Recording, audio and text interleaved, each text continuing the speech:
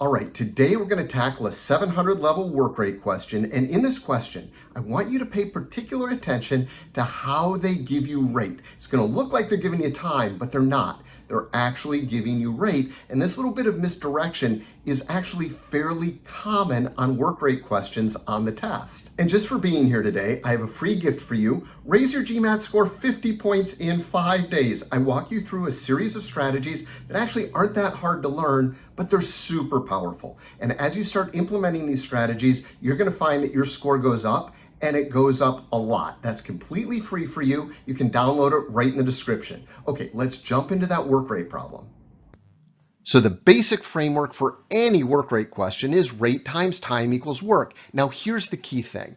Regardless of how cleverly they try and word the problem or how hard they try and disguise the information in the problem, all of the information they give you will ultimately fit into this framework, rate times time equals work.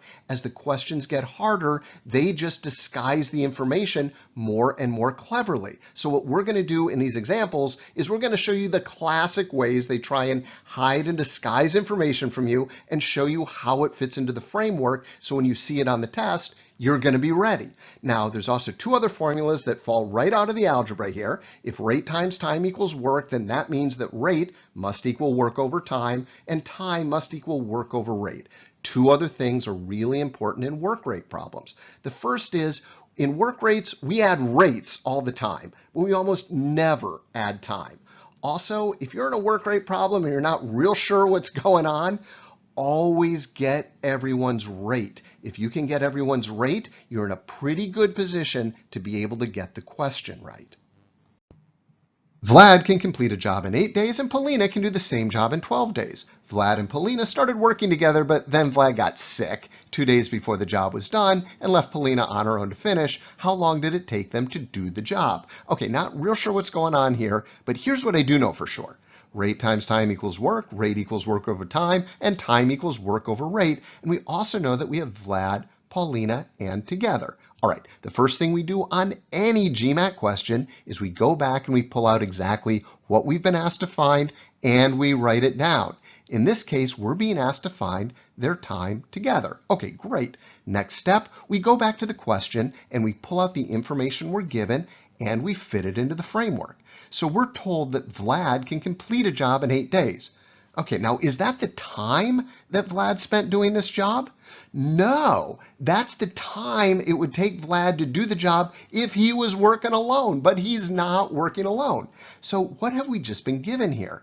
We've actually been given Vlad's rate. We're told that Vlad can do one job in 8 days. Rate is work over time. Vlad's work is 1 over 8, which means Paulina's rate must be 1 over 12. All right, next line. Vlad and Paulina started working together, but Vlad got sick 2 days before the job was done and left Paulina on her own to finish. How do we capture that in math?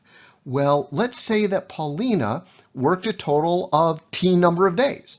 That means Vlad must have worked T minus 2 days because he worked 2 fewer days than Paulina. All right. Hey, do you know what? We have a rate and a time. Pretty easy to calculate everyone's work because work is just rate times time. So Vlad's work must be T minus 2 over 8 and Paulina's work must be T over 12. Hey, we know something about their works. We know that the amount of work that Vlad did plus the amount of work that Paulina did must equal one job. So we can set up this equation. T over 12, that's Paulina's work, plus T minus 2 over 8 plus Vlad's work must equal 1. And just like that, we can solve for T. And when you do the algebra, you find that T equals 6. That means they spent 6 days working on the job.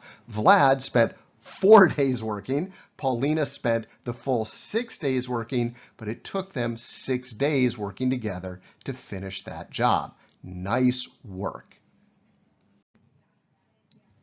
First of all, always use the framework. Remember, the framework is always twice as smart as you and me put together. Now, the trick is getting the information they give you in the question into the framework because they try and be clever and they try and hide information. In this particular case, they gave you a rate, but they tried to make you think that they were really giving you a time. Also, remember, we can express time as variable t for one person or one thing doing a job. That means the other person or the other thing is t plus or minus some amount. In this case, Paulina was t and Vlad was t minus 2. That concept also comes up a lot in distance rates and in work rates. Okay, great job.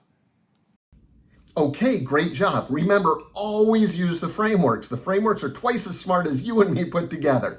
Also, don't forget about your free gift. Raise your GMAT score 50 points in 5 days. It's absolutely free for you, and you can download it right in the description. Great job. See you next time.